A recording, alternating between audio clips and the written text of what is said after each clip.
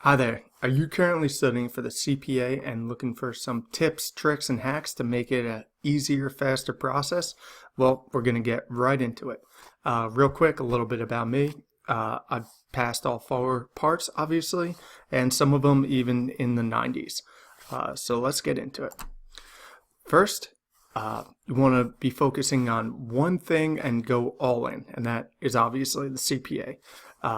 So there should be no material changes in your life. You shouldn't be changing a job. You shouldn't be buying a new house. Your primary focus should be on the CPA, and that is it. Next is burn the ships. If you're not familiar with this concept, it's from the Spanish Armada. When they were going into war, they took their ships over to the enemy lines. They landed, they actually burned the ships because the only way out was success. We want to have that same exact mindset with the CPA. The only way out from finishing studying is passing. Next is there's three types of note cards. The first is a big bucket of note cards for any concept you might not initially know. Write out a note card so you could familiarize yourself with it. The second is the higher level concept note cards that are really the foundation of chapters that you want to review pretty frequently. And last is actually note cards that you want to hang up. So this is pretty unconventional but super effective. Hanging note cards up in your car or on your bathroom mirror or in your kitchen. Places that you frequently visit that you could have posted up that could refresh concepts to you when you're not necessarily sitting down studying. Super effective, super easy, and off the beaten path. Next is studying at a third place, which is not work, not home, but a place that is designated for studying. So for example, for me, Starbucks was excellent. I would go there every Saturday, and I knew I would get in there and I'd have an excellent study session. Next is pop or poop quizzes.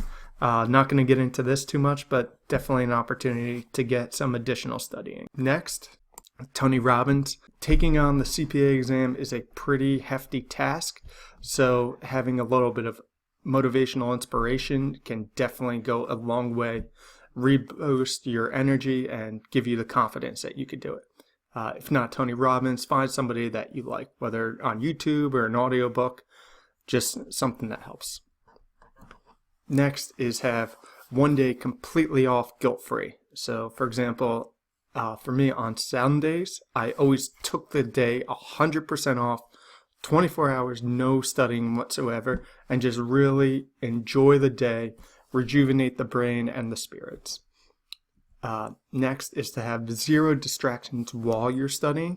So I actually would turn my phone 100% off and not be distracted any what way whatsoever.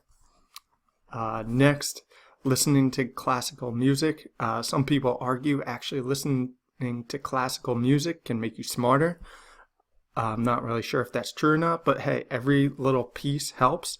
And also, while you're studying, it's good background noise that doesn't have any lyrics or anything else that could distract you. Next is the Pomodoro method. If you're not familiar, it's basically study for 25 minutes, then take 5 minutes off to rest, and then repeat that cycle. Next is this air study concept. When you're not looking at material, to think about it. That way you can mind map it and see if there's any holes in your studying knowledge.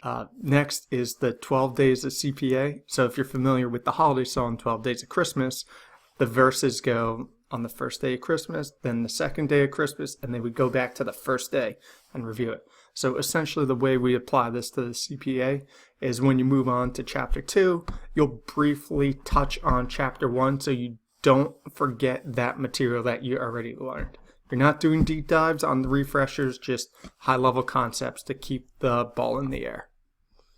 Next is this concept of deep study. If you're familiar with Cal Newton's deep work or the effective managers, blocks of time, really get into a deep dive of the material. Block off 2, 3, 4 hour sessions where you can really go into a flow state and get to a high level of memorization.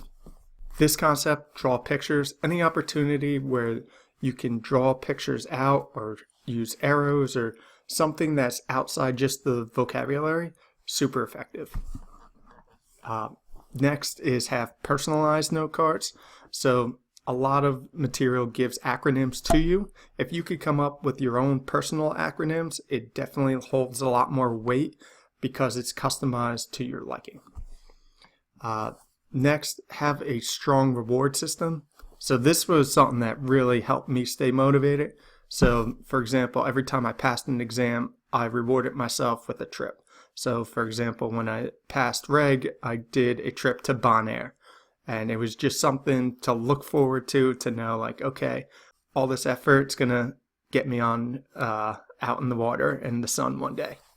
And finally, this might be the most important concept to keep in the back of your mind, is the goal is to pass the CPA, not to learn everything about accounting. So it's a bit of a game that we're playing against the test makers. So keep that in the back of your head. When they're asking you the questions, they're inevitably trying to fool you a little bit. So try and get in the minds of the test makers, and how can you leverage that knowledge to pass the exam.